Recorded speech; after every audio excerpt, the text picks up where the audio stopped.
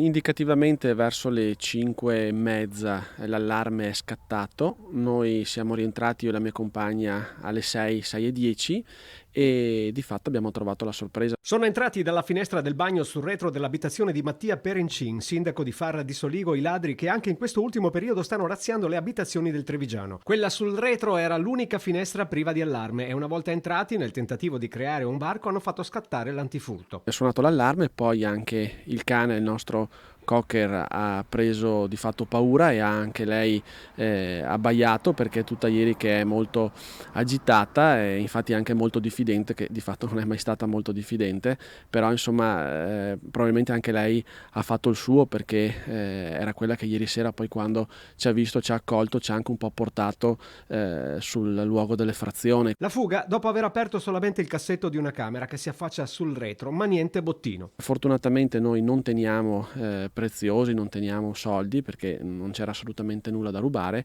però ovviamente il danno e la paura e la preoccupazione anche che ci ha lasciato, perché questa notte ovviamente abbiamo fatto davvero fatica a dormire. Il sindaco ha sporto denuncia ai carabinieri e si raccomanda con i propri cittadini di prestare particolare attenzione. Ho lanciato un appello ai miei cittadini di stare attenti, perché purtroppo all'imbrunire queste persone girano non solo nel nostro comune, ma ci sono furti insomma in tutta la zona, e di tenere gli scuri chiusi e di avere un occhio in più. Ecco, meglio una telefonata in più ai carabinieri di qualcosa che non funziona, che trovarsi magari in situazioni spiacevoli come quella che è toccata a noi.